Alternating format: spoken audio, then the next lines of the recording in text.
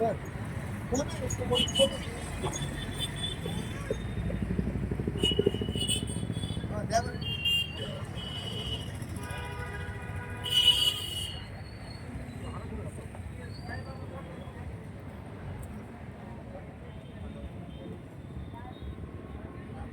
कोण आहे?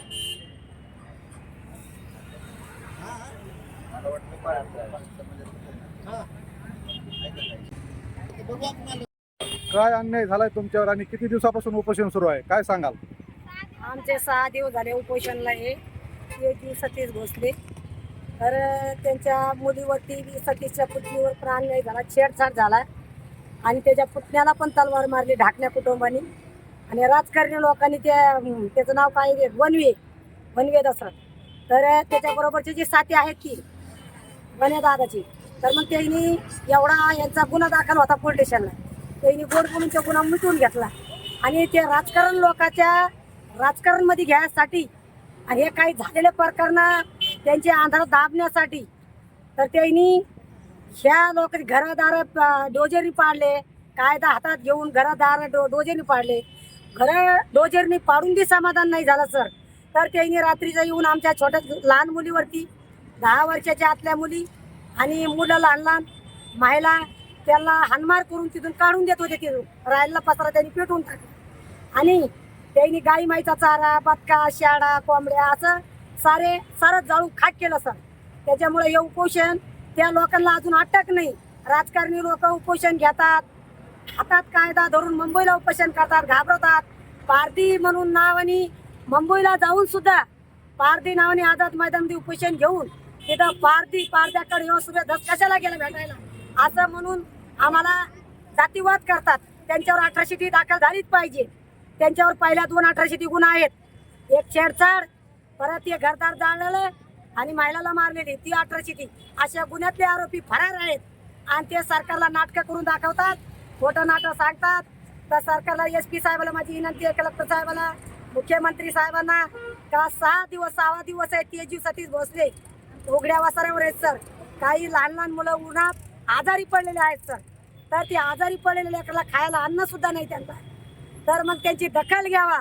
दखल घेऊन आरोपी अटक करून, हे राहिलेले आरोपी अटक करून जेवढे फरार आहेत ती आणि त्यांना न्याय मिळवून देण्याची विनंती करते सर मुख्यमंत्री साहेबांना, SP साहेबांना.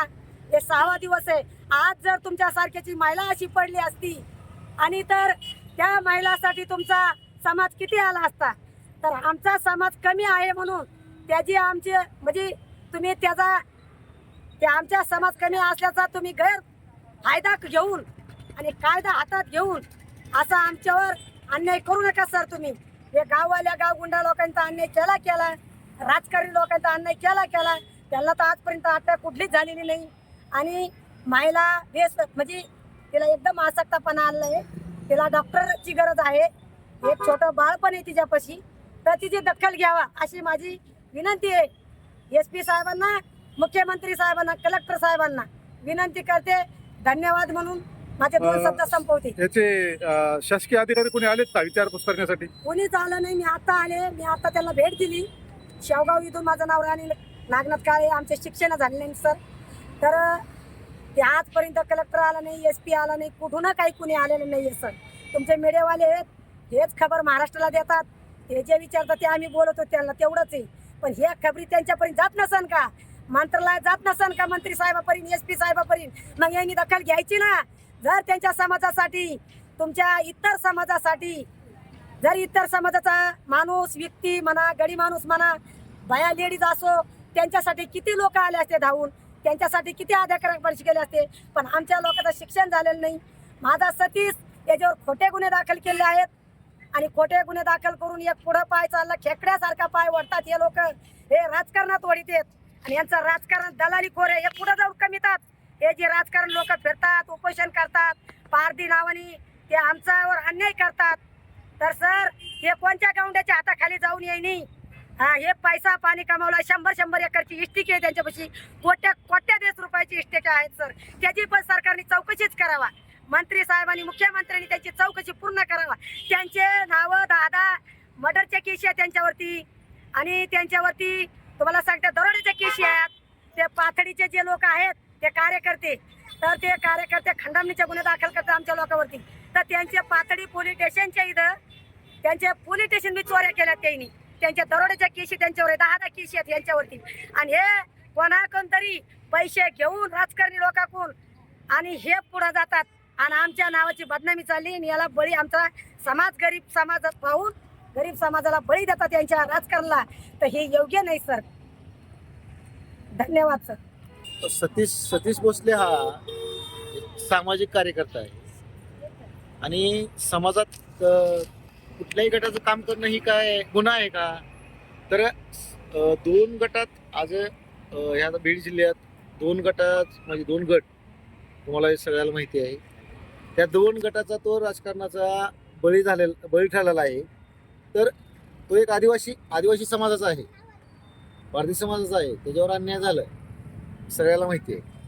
पण सतीश भोसलेला सरकारने या 2 गटाचा बळी न ही करता त्याच्यावर जी काय चौकशी करून त्याच्यावर जी काय गुन्हे टाकलेत ते सरकारवर बी विश्वास आहे आमचा आणि न्यायालयावर विश्वास आहे आमचा की बाबा सतीश भोसलेवर जे अन्याय झाला आहे किंवा जी 2 गटाच्या ह्याच्यात तो बळी ठरला आहे तर असा एक आदिवासी पारधी समाजाचा आहे त्याच्यावर अन्याय होऊ नये. आणि त्याचं जे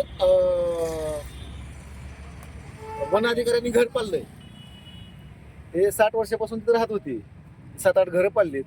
तर आमचं जिल्हाधिकारी साहेबासोबत आमचं बोलणं झालंय आत्ताच तिथून जिल्हाधिकाऱ्यापासून झालोय. त्यांनी म्हणलेत की बाबा त्यांचा जर जागा असेल त्यांचे प्लॉटिंग काय असेल तर त्या ठिकाणी शबरी आवासमधून त्यांना ते घरकुल निर्माण करून आम्ही त्यांचं घर बांधून देऊ.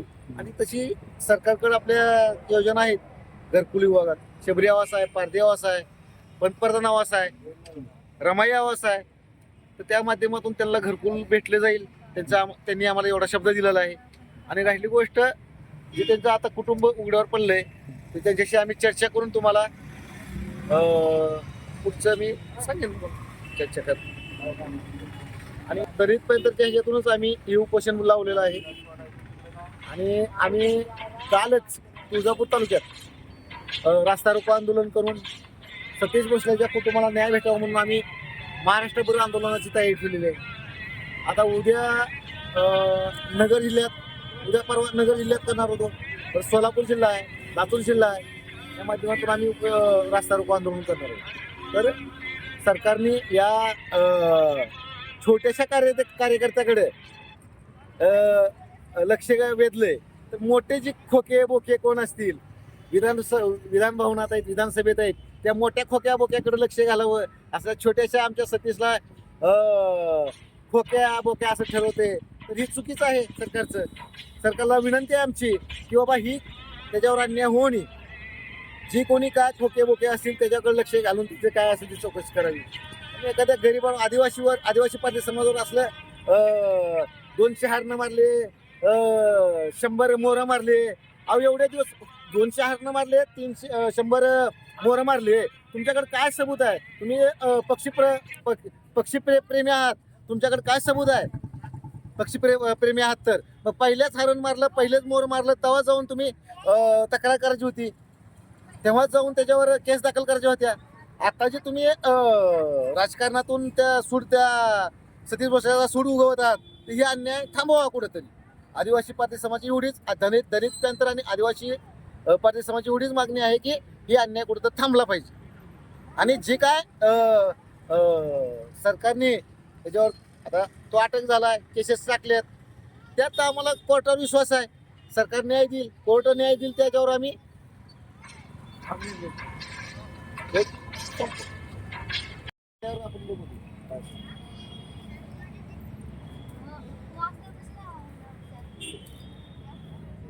ठीक आहे. उद्या तुळजापुरात आल्यावर बोलतो. त्याला बोलून घेऊ समोर देतो भाऊ.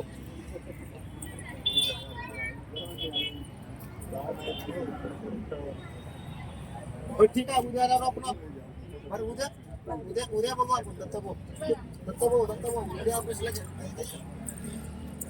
उद्या